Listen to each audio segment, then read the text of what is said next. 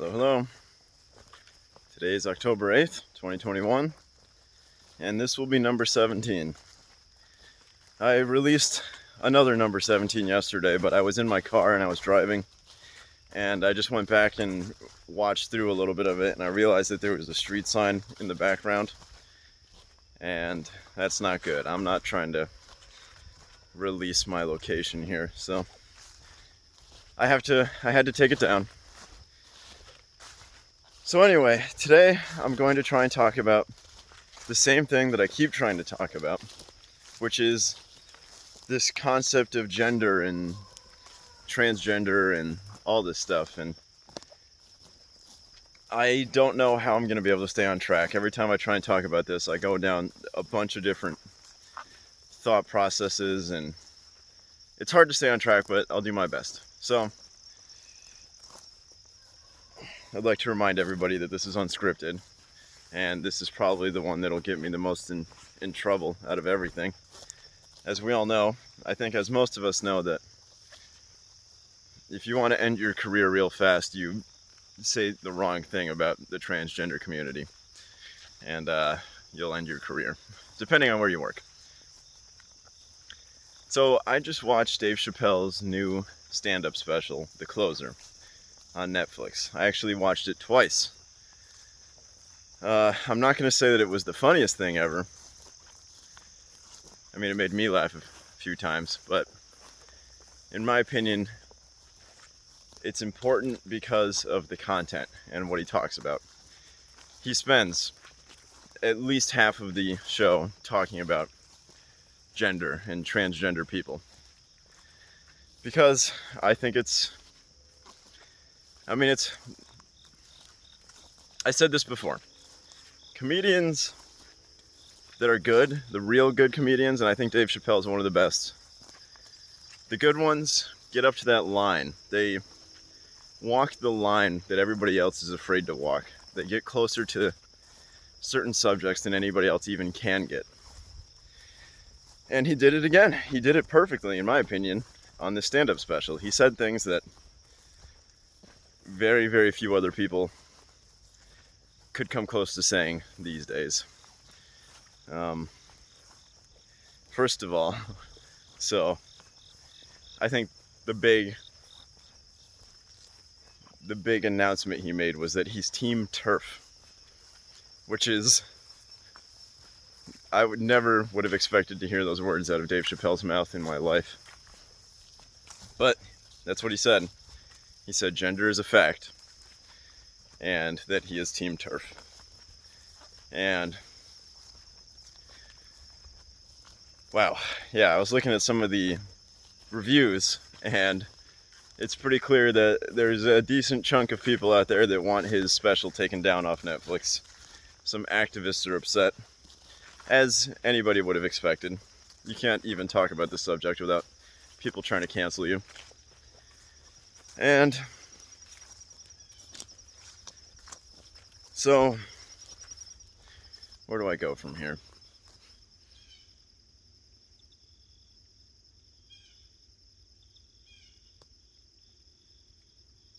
Why is it such a difficult subject to talk about? Why is it that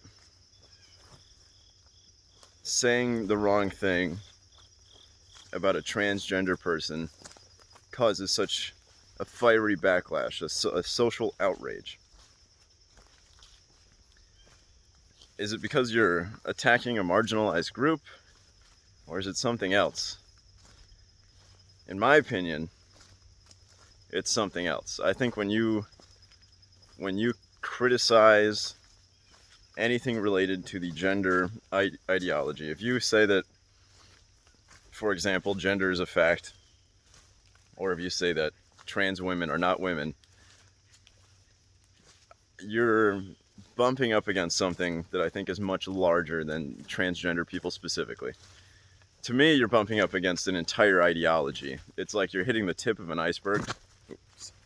You're hitting the tip of an iceberg, and Chappelle's not the only one to go into that area. There's other famous people, famous comedians, celebrities. There's people you might call thought leaders. You know, like Jordan Peterson got famous back in 2017 when he opposed a bill that was related to, at least supposedly related to, gender and protecting gender rights and things like that. And that blew up, and that's the reason he got famous, and he's been famous ever since. And there's other people, like,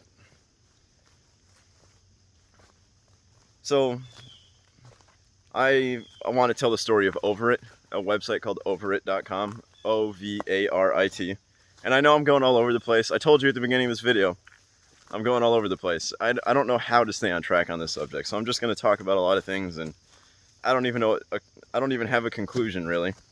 But this relates to my life because I've been canceled before, and I'll get to that in a minute. But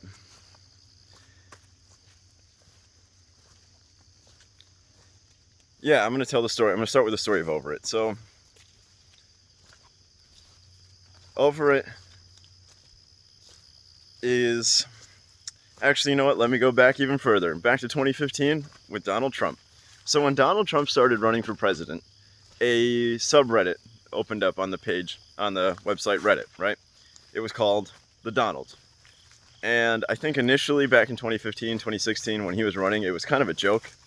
It was just a place to share Trump memes, and, you know, it's hard to tell you exactly what the motivation is behind something like that, but to me it was mainly a joke. And then over time it became more serious, and then it turned into like a very serious meeting place for right-wingers, where they talked about Donald Trump because he won, obviously, and it became a huge site. It had a lot of influence, that particular page of Reddit, The Donald. And so in 2019, I believe, maybe 2020, I think it was 2019, the site was banned. The Reddit page, The Donald, was banned from Reddit. And what's interesting, okay, so it was banned for right-wing extremism. At least that's the stated reason. It was banned for inciting violence or something. They had a reason. Violating community guidelines, you know, that seems to be the fallback for any of these sites that want to ban anybody. So Reddit banned the Donald page, and on the same exact day, they also banned a page called Gender Critical. So, what an odd coincidence, right? What does a right-wing extremist page...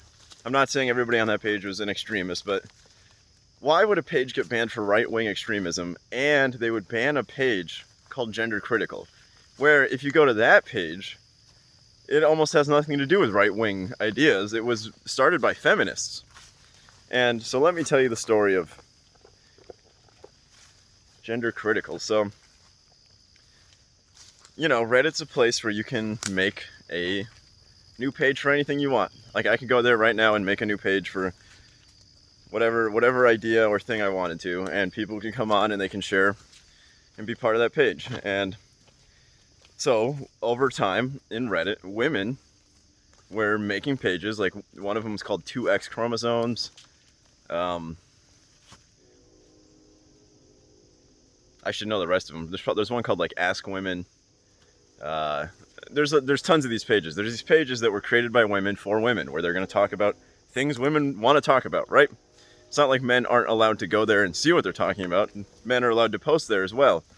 But here's the thing, they kept getting posts from quote-unquote trans women, right? There'd be males who identify as women, trans-identified males, who would come on there and post as if they were women. And this is where this issue comes up again, right? I've noticed that this statement, trans women are women, whether you agree or disagree with that kind of bifurcates an entire set of ideas. Like, if you go down the path where you say yes to that, and if you go down the path where you say no, it has a bunch of ramifications, consequences down the rabbit hole of ideas if you kind of follow it to its conclusion. And so there are a lot of people who don't think trans women are real women. So if you're a male and you identify as a woman, that's different than being a female who identifies as a woman, right? And so these people, these trans women, kept coming onto these women's subreddits, like 2X chromosomes, for example, and they post as if they are women, and they talk about women's ideas, and this made women upset because they were trying to create a woman's space, and it kept getting invaded by men in their view. And so they kept making new pages, and it kept happening, and so they made a page called Gender Critical, where what they would do is just critique this idea, this gender idea. And this made many people upset, many trans rights activists upset. And they complained about it a lot. It got reported a lot. And funny enough, it was banned on the same exact day that the Donald Trump subreddit was banned. So what does a right-wing extremist page have in common with a feminist page? I don't know. But here's the cool thing, is that these women from Gender Critical, they went and started their own website called Ovarit, O-V-A-R-I-T. And it's a combination of ovaries and Reddit. And I think it's also like women who are over it. So it's kind of a 3-layered joke. And it's just a Reddit clone. It's the same thing as Reddit, but it's women only. And I think you have to prove that you're a biological woman, a real woman, to get onto that page. I don't know if it's not that men are banned. Like, I've been there a bunch of times, and I've lurked around, I see what they're up to. In my opinion, I gotta pay attention to this group, because I gotta know what these feminists are up to, Yeah, they started this page, and men aren't allowed to post. I don't know if they're completely not allowed to post on the whole site, but it's an exclusive. It's made up of TERFs, trans exclusionary, right? They have excluded trans people from their site, which is what they've done. And now Dave Chappelle said that he's Team TERF. He's a TERF as well. He's trans exclusionary. Stands for trans exclusionary radical feminists. So I think Chappelle broke it down very well in his set. He said the things that a lot of people were thinking. I think comedians are good at releasing tension, releasing pressure buildup. So our culture, our society, we kind of have pressure buildup like steam. And we've been living through some pretty intense times recently. And so I think there's a lot of steam built up. And a comedian's job is almost to release that pressure. And it's funny because a comedian's job actually gets harder the more tension there is. Things are really out of control when comedians stop doing their job, because they know that even if they take the tiniest little needle and poke the smallest hole in the thing, it's gonna blow up, and they're gonna die, pretty much. Other people that are smarter than me have said this, that when comedians are afraid to do their job, things are really bad. It's scary. Like, the death of comedy precedes the death of a society. So, in my opinion, the idea that Chappelle got to release this on Netflix, and it's still up there, it's been up there for 2 or 3 days now, means that our society might be hopefully headed in a better direction, because the comedians are allowed to do their jobs again. And he released pressure. He said a bunch of things that I think if he said a year or two ago, it would have gotten taken off of Netflix. Like, he said that gender's a fact. He misgendered people in his skit, his sketch. And that's... misgendering gets you killed. It gets you dragged. He said another funny thing. He said, he talked about how for some of the things that he said, he's been dragged all over Twitter. And he goes, I don't give a fuck. Twitter's not a real place. Which is funny because it's true. Like, it's not a real place, and yet we all act like it is. We all believe it is. Which makes me want to talk about what happened to me. So, back in this was right after Biden got elected. This is pretty recent. So shortly after Biden was elected, I made a tweet. And this was because I had discovered a couple of these radical feminists, and I realized that there were more people that kind of felt the way I did. I think that I was always a TERF. I didn't know what the word meant. I didn't know that these feminists were kind of on my side. You know, I've always been in my own world in some sense, but I discovered Vanessa Vokey, who is a small time YouTuber, and her story is that she's Canadian. I think she's Canadian. I hope I got that right. I might have that wrong. But she was fired from her job because she released a poster on Etsy that just said, "Woman is adult human female." And she was doing that because she was inspired by Posey Parker, also known as Kelly J. Keen, who released a poster in England. It was a billboard that it was just an all black billboard. It was just the dictionary definition of woman. It just said, "Woman, adult human female." And so Vokey and Parker were both, you know, they've both experienced a lot of backlash. They've both been banned from a lot of platforms. You can't even support either of them on Patreon anymore. I know that Posey Parker has been dealing with this stuff for a long time, and I've listened to some of her interviews now. And, you know, I've never really considered myself a feminist, you know. To me, personally, every time I've run into somebody who calls themselves a feminist, it's just an annoying conversation where they, you know, I'm just the bad guy in that conversation every time. So it's always annoying, but I agree with Vokey and Parker. Vanessa Vokey and Posey Parker. Karen Davis is another one. I went on Ovarit. I read what they were about, and I'm like, oh,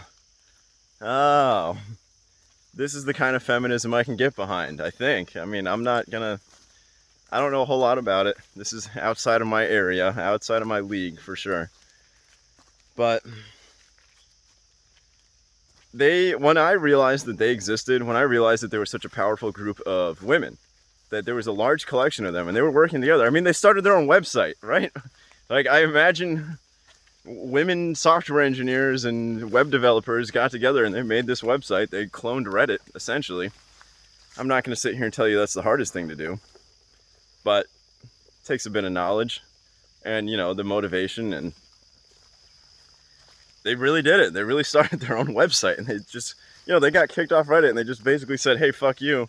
We're going to make our own thing where you can't ban us." And they did. And so, until they get big enough where Amazon Web Services kicks them off or something, and then they got to host their own platform. But you got to be pretty much, you know, what did that happened to Parler, I think. It's happened to Alex Jones a bunch of times, I know that.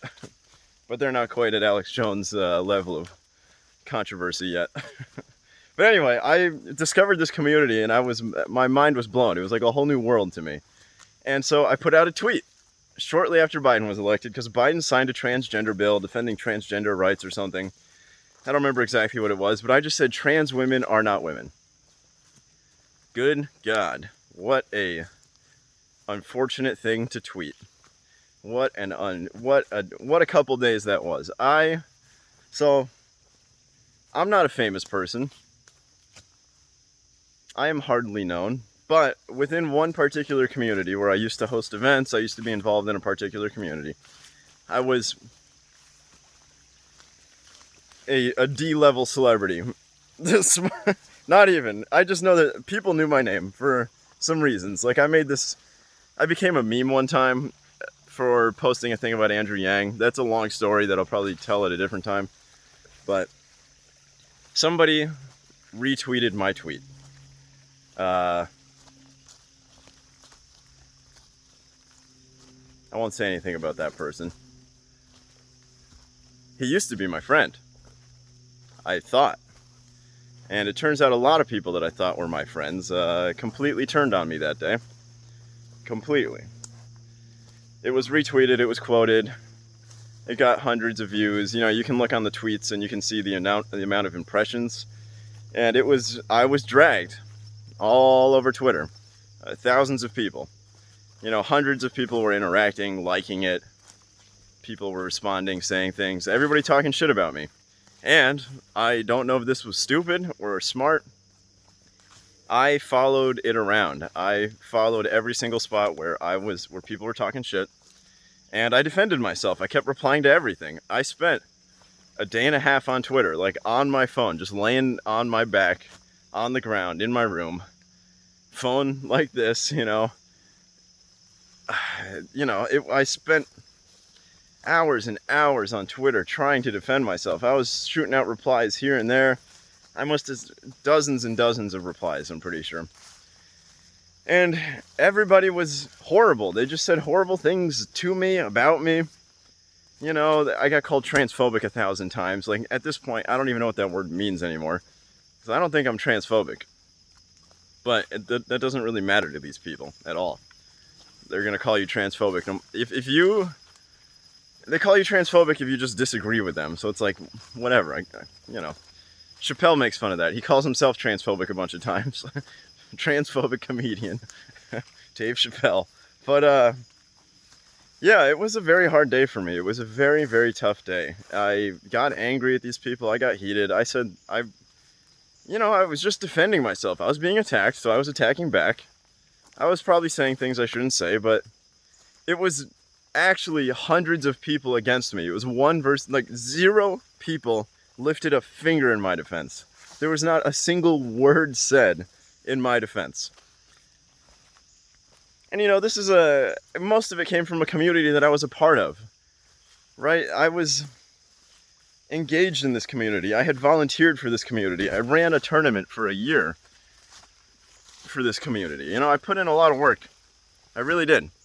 And I loved this community, and I still love the community, but they shit on me. They just completely turned on me. People that I knew in real life, people that I knew, that I considered friends, at least friendly.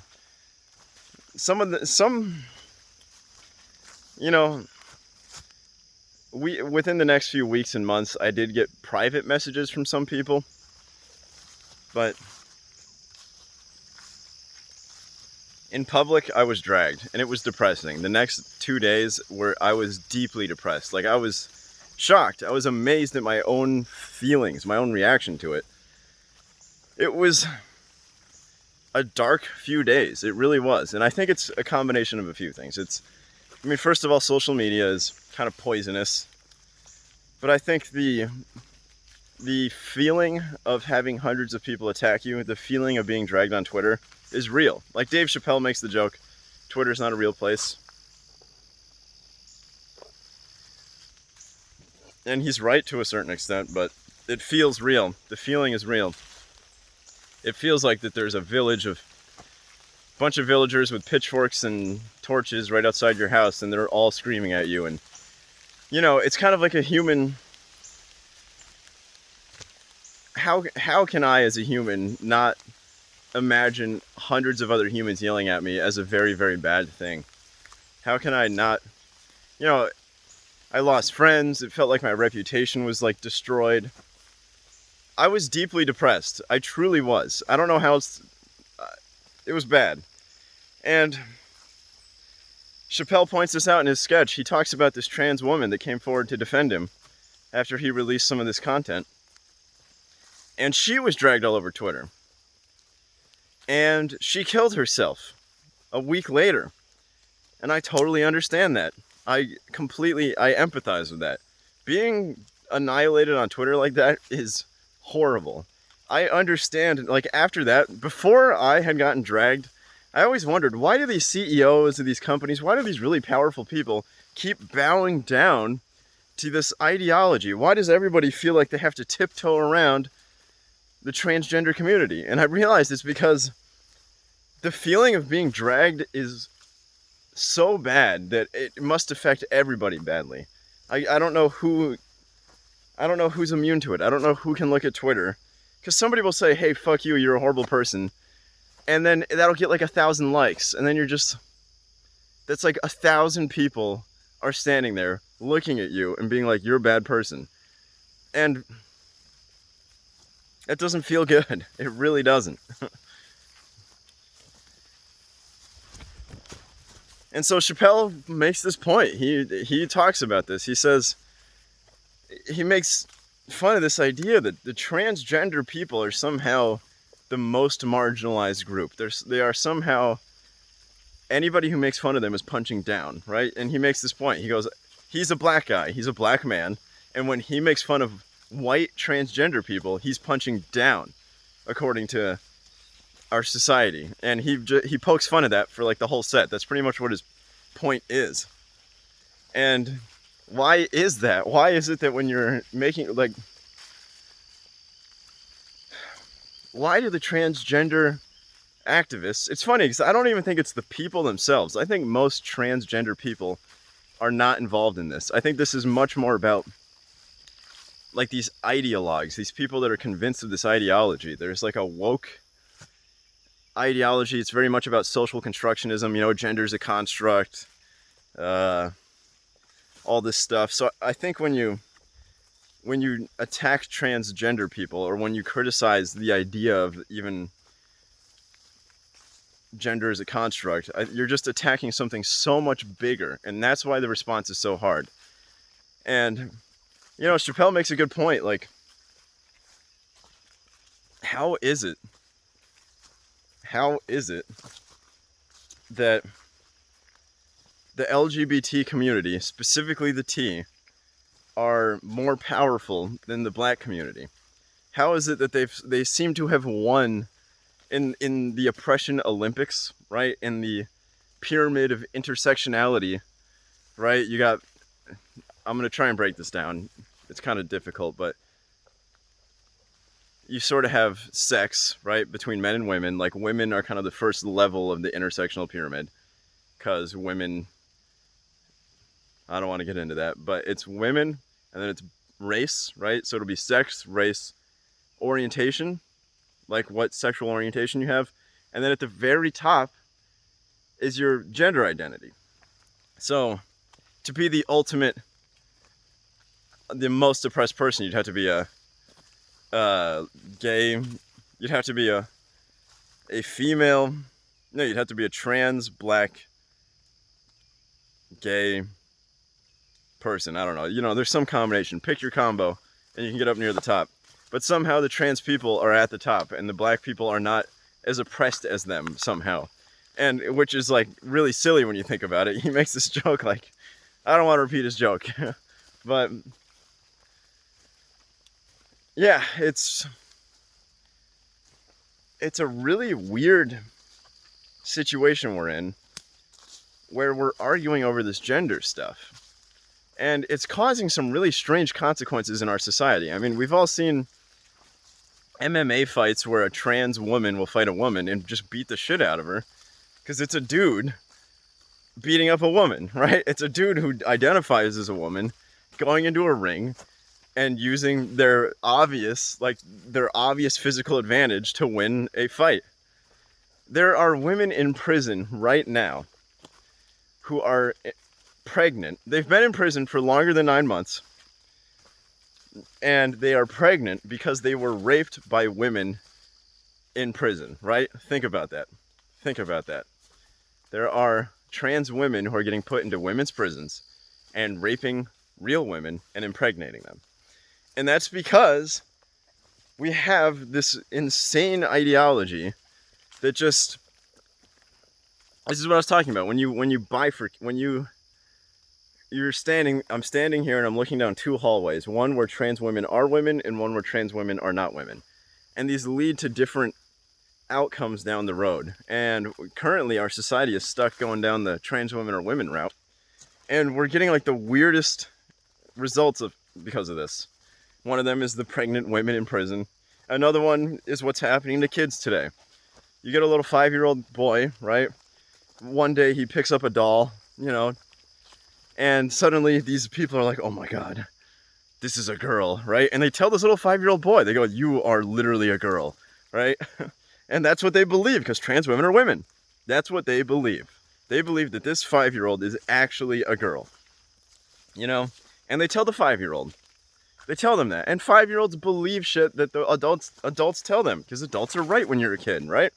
And so I don't know what it must feel like to experience that as a 5-year-old, but clearly it's confusing. And then they get stuck on hormones, they go through these surgeries. You become a lifelong medical patient if you're a transgender person. And I'm not sitting here saying that that's never the right answer or that you should never do this. Like, there are people who experience these legitimate feelings of gender dysphoria. You know, I've read these firsthand accounts. One of the big arguments that I've had, and I've talked about this a lot with a lot of people, is that I'm denying their validity, denying their existence. And that's not true. And Chappelle said this better than I could say it, so I'm going to kind of quote him. He talks about how he's having a conversation with a trans woman. And what this person says is, I don't need you to understand me. I need you to believe I'm having a human experience. And I think that that's exactly it. Chappelle nailed it. It is a human experience. Trans women are humans. They're people. Trans women are people. And they're experiencing something real. You know, he made another joke in one of his previous sketches. He's like, I don't understand you bitches, but you're cutting your dicks off, so you must be serious, or something like that. You know, he's said something like that. And it's not about a lack of empathy. It's not about hating these people. You know, you get called transphobic if you think trans women aren't women. And being called transphobic is as bad as being called racist or homophobic. You know, it's a career ender. It really is.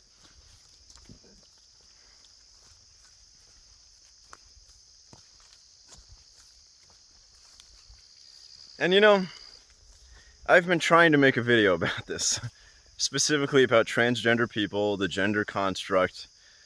And every time I try to make the video, I just get lost in a maze of ideas. And I think it like I said in number 16, it's like a chess game where I don't know the rules or I don't know how to win.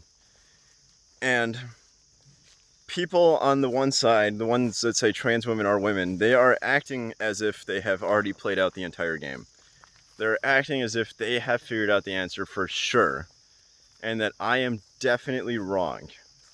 And you know what? I'm not convinced that they are right. I'm not. I don't really believe in the idea that, like, I know that this is an oversimplification and I'll get in trouble for saying this.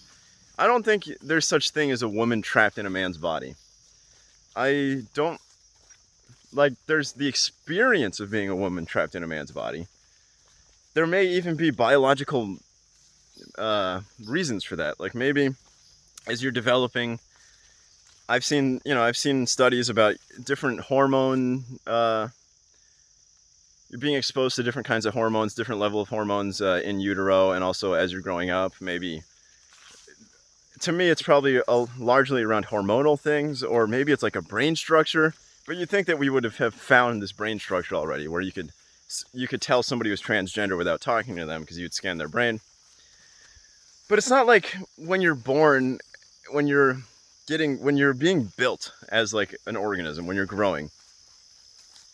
It's not like, you know, they're building the feet, the legs, and, you know, it's not an actual construction site, but it's like your cells are multiplying and dividing, and they're building all the pieces of your body, and they build the testicles, they build the penis, and they build like your whole body, right? And it's like male, male, male. Everything they're building is male, male, male, male. And it gets to your brain and it goes, nope, that one's female. Like, that's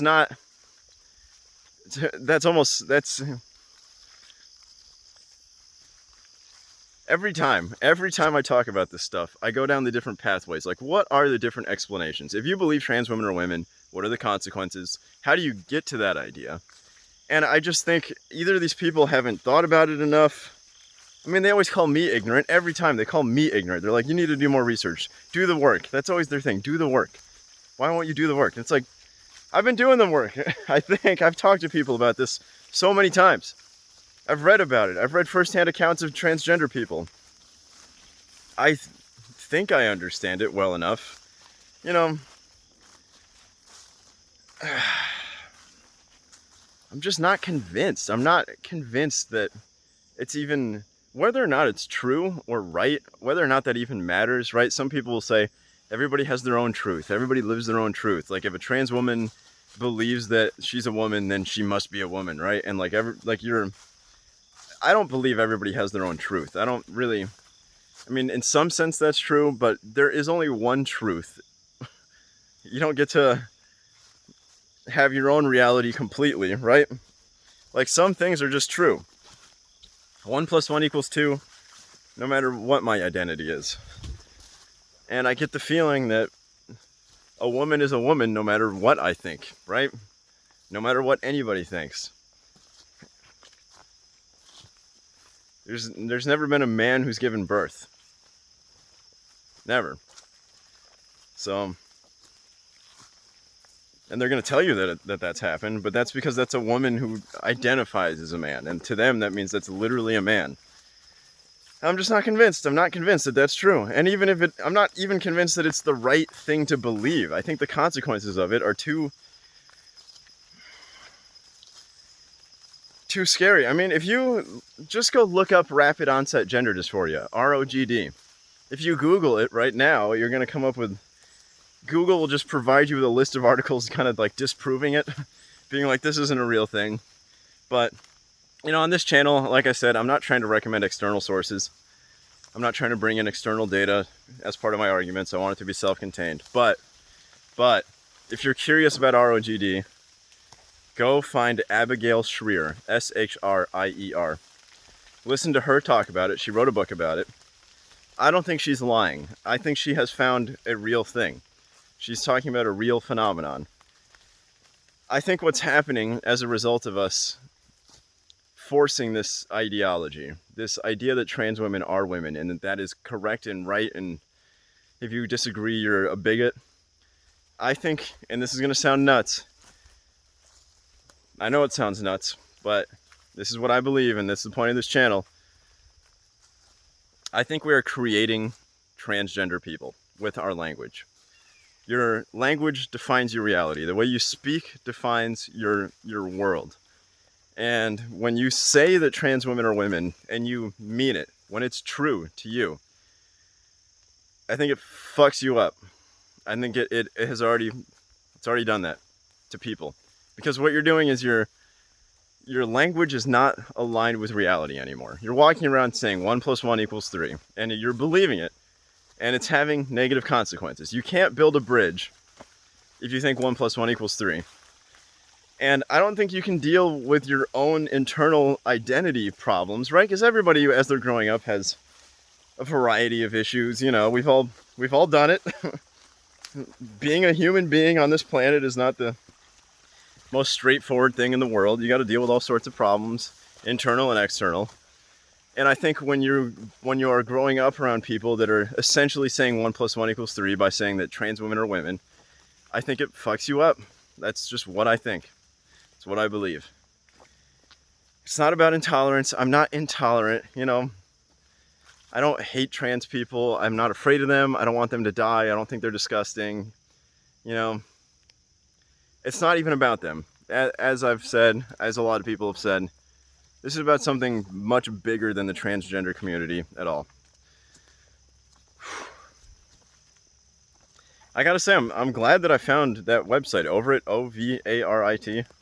I keep spelling it. I don't need to keep spelling it, but I'm glad I found them. I'm glad I found Vanessa Vokey and Posey Parker and Karen Davis, because I thought I was like alone, you know, or I thought that the only people that I'd ever seen that agreed with me on this were, you know, like, just the only place where I've seen where people will agree with this is just like right-wing places, right? Where people will hang out, and it usually tends to be like more extreme right-wing thought, which is wrong. It's wrong. It's wrong. You know, you can go on 4chan and you can find some pretty right-wing content if you want. And that's the only place where I've ever seen people go against the ideology, but I can't trust what happens on 4chan because half the people there are just trolling. They're just trying to say the thing that will get everybody upset. So you're going to see things making fun of transgender people just because trolls live there and they know that these people are sensitive. They know that the activists that defend them are very sensitive. So, alright, where was I going with all this? Like I said, I was just going to talk. I don't really have a conclusion.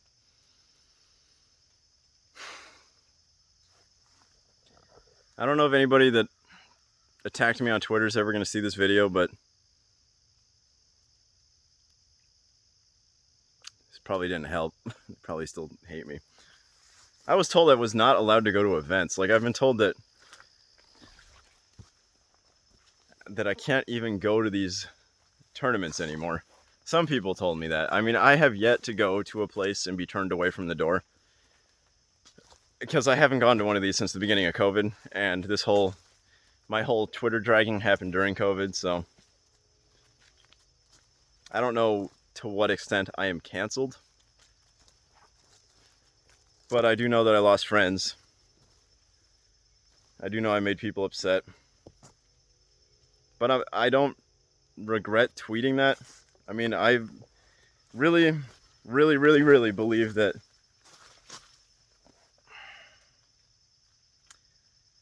I believe in telling the truth. And the truth is, I just don't think that a trans woman and a woman are the same thing. I think they're two separate groups of people.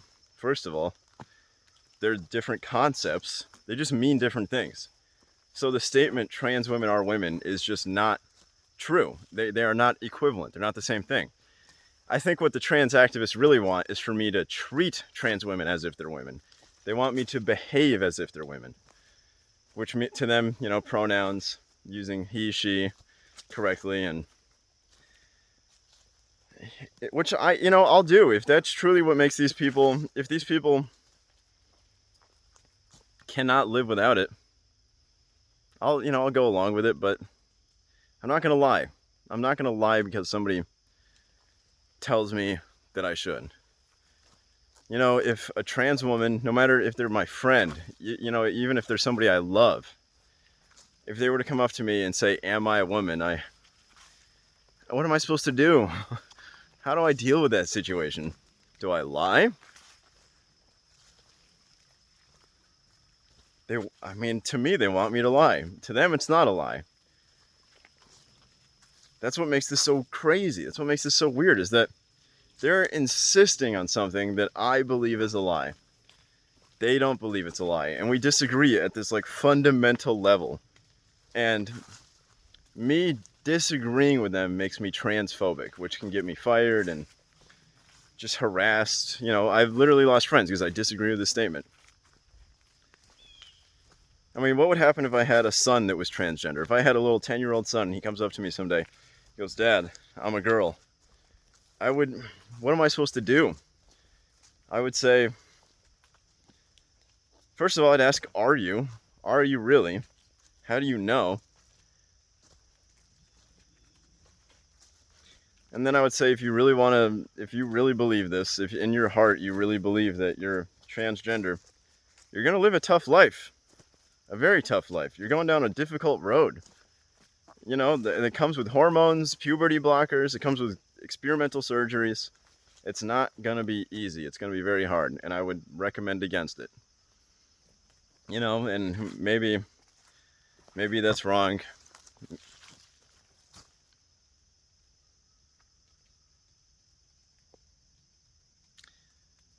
I believe in telling the truth. I would look my son in the eyes and I would say, look, you're never going to look completely like a woman, and you are truly never going to be a woman. That's what we should tell our children. That's what we should tell all these people.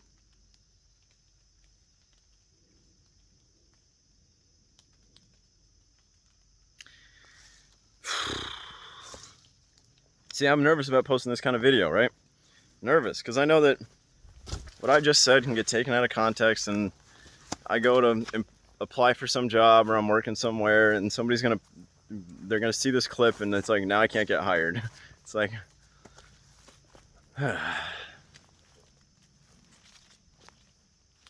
I've said before, I consider myself liberal, All people have inherent value, including trans women.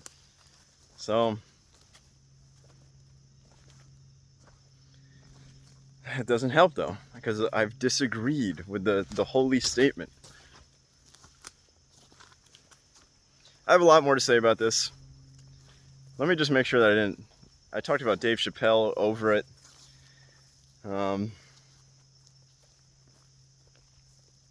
think Chappelle's brilliant. Dave Chappelle is one of the best comedians to ever be a comedian. He calls himself the GOAT in the latest special. I'm not ready to say he's the GOAT, the greatest of all time, but he's up there. He's up there. He can speak like no other. I wish I could speak like he can. And I know I'm working on it. It's part of the reason I'm doing this channel. I want to be able to say things like Dave Chappelle can say things. So, all right, this is my longest video. 45 minutes. It's going to take forever to upload. Hopefully it uploads today. My internet is so slow.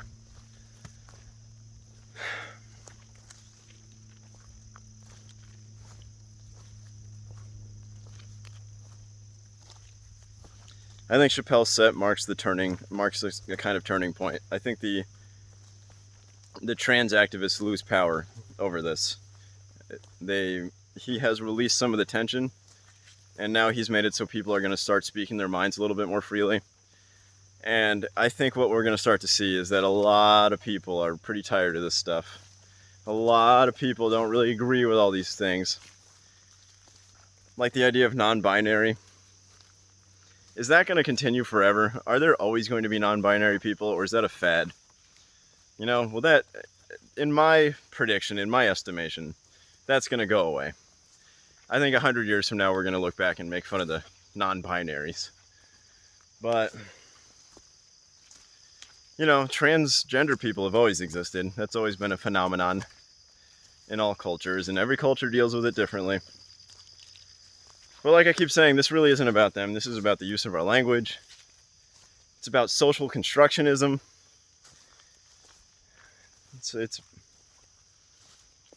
you know, think about it. Why does Kamala Harris have why does she have her pronouns in her bio on Twitter? Why? This is very, very political. It's tied up in so many things.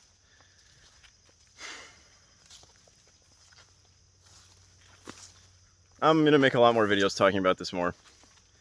I'm cutting this one off now. Today is October 7th, 2021. Bye.